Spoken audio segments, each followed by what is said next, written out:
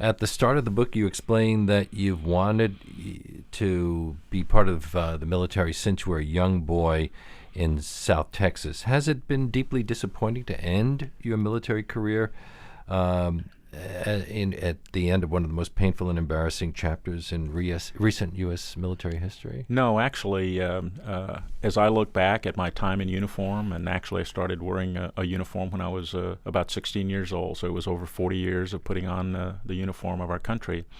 I look back and it might be hard to believe, but I considered every one of those days a blessing. Well, yeah, I have received about 100 emails asking me to give you a really hard time in this interview. Do you feel that you've been made a scapegoat for what happened at Abu Ghraib? Well, the defining of a scapegoat is something that I have not dabbled into. I think it's important for us to understand that in the waging of modern war, especially the kind of war that we are encountered with, there are a multitude of decisions that result in the actions and the events that occur. And when you look back at what happened, the political and military decisions, the implications of Abu Ghraib, and in fact the actual conduct of operations on the ground, it creates a situation that is very difficult for the country. And the greatest challenge for a military leader, I have left service believing, is in the politics of war, especially when war has gone awry. Well, talking about politics of war, weren't you forced to retire as a three-star general even though you'd been promised a promotion to 4 stars?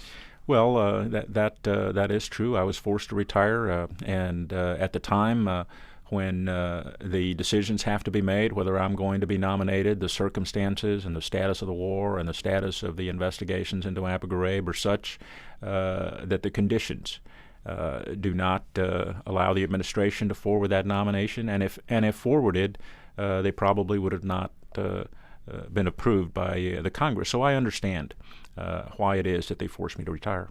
What do you tell people who point out that only low-ranking soldiers were punished for the prison abuses, and not people like Donald Rumsfeld, for example? Well, I think, and I still absolutely believe that the totality of the circumstances and the decisions and the policies or lack of policies that surround this very tragic period in American history, where we in fact move to abuses and torture, is still not known. And in fact, the policies of the administration from 2002 and the lack of action on the part of the military to implement training and policies and apply the resources that will keep us from that slippery slope, all of those are what contribute to the abuses that occur.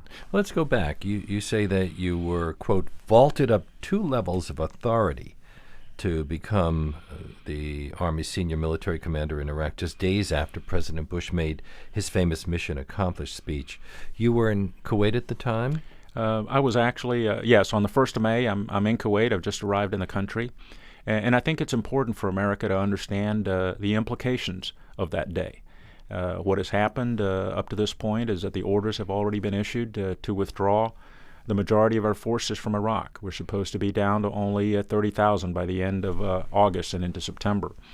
The challenge that we face in the country is thought to be, because we've won the war, it's thought to be a situation that's benign, and that in fact we have won and we can leave. So Tommy Franks began sending experienced tactical units home.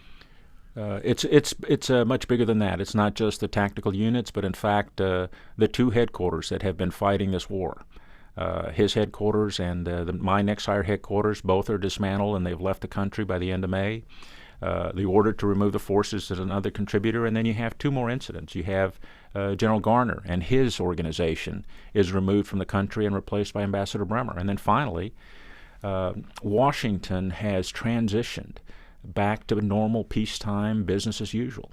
And we begin to remove the senior leaders at all levels out of this war. Were you surprised by the president's announcement from your vantage point in Kuwait? No, actually, at the time, as I'm a 2-star division commander, just initially entering the country with my combat forces, I think we all believed. I think every leader within the military and with the politics had embraced this tremendous success that we've had, and we all believe that it's true. Well, but it very quickly changes. It's been suggested that there was another reason for making the announcement because the number of coalition partners jumped from 5 to 36 as a direct result of the president's statement that the fighting had ended. People who were reluctant to send in troops if there was going to be real combat were quite absolutely. happy to send in troops to monitor or to police a country that now no longer was at war. Oh, that is absolutely right. From my perspective, once I assume command, the guidance that we're getting is that we're going to be, our force ratio is going to be 3 coalition soldiers to 1 American soldier on the ground. And it was your job to integrate those coalition Absolutely. soldiers? Absolutely, and there is a frantic effort going on back in Washington to try to get the other nations to lend legitimacy to the mission and to deploy their forces in a condition and into an environment where there is no more fighting going on.